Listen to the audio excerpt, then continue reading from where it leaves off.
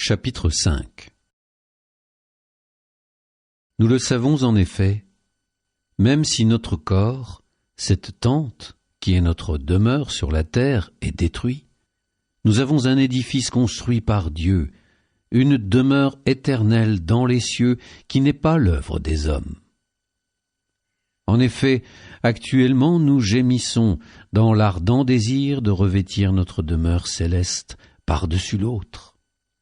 Si toutefois le Seigneur ne doit pas nous trouver dévêtus, mais vêtus de notre corps.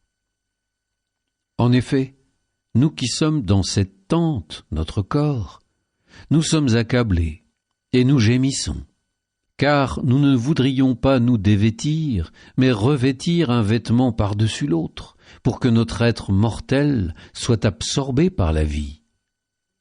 Celui qui nous a formés pour cela même, c'est Dieu, lui qui nous a donné l'Esprit comme première avance sur ses dons. Ainsi nous gardons toujours confiance, tout en sachant que nous demeurons loin du Seigneur, tant que nous demeurons dans ce corps. En effet, nous cheminons dans la foi, non dans la claire vision. Oui, nous avons confiance, et nous voudrions plutôt quitter la demeure de ce corps pour demeurer près du Seigneur. Mais de toute manière, que nous demeurions dans ce corps ou en dehors, notre ambition, c'est de plaire au Seigneur. Car il nous faudra tous apparaître à découvert devant le tribunal du Christ, pour que chacun soit rétribué selon ce qu'il a fait, soit en bien, soit en mal, pendant qu'il était dans son corps.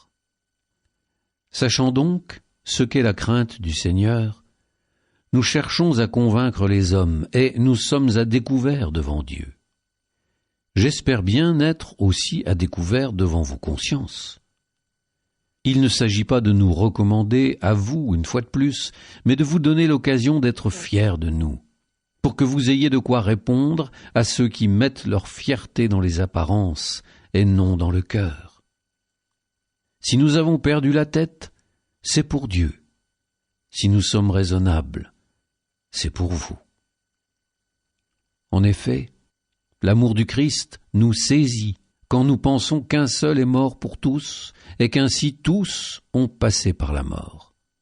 Car le Christ est mort pour tous, afin que les vivants n'aient plus leur vie centrée sur eux-mêmes, mais sur lui qui est mort et ressuscité pour eux. Désormais, nous ne regardons plus personne d'une manière simplement humaine. Si nous avons connu le Christ de cette manière, maintenant, nous ne le connaissons plus ainsi. Si donc quelqu'un est dans le Christ, il est une créature nouvelle. Le monde ancien s'est en allé. Un monde nouveau est déjà né. Tout cela vient de Dieu. Il nous a réconciliés avec lui par le Christ, et il nous a donné le ministère de la réconciliation. Car c'est bien Dieu qui, dans le Christ, réconciliait le monde avec lui. Il n'a pas tenu compte des fautes, et il a déposé en nous la parole de la réconciliation. Nous sommes donc les ambassadeurs du Christ. Et par nous, c'est Dieu lui-même qui lance un appel. Nous le demandons au nom du Christ, laissez-vous réconcilier avec Dieu. Celui qui n'a pas connu le péché, Dieu l'a pour nous identifié au péché, afin qu'en lui nous devenions justes de la justice même de Dieu.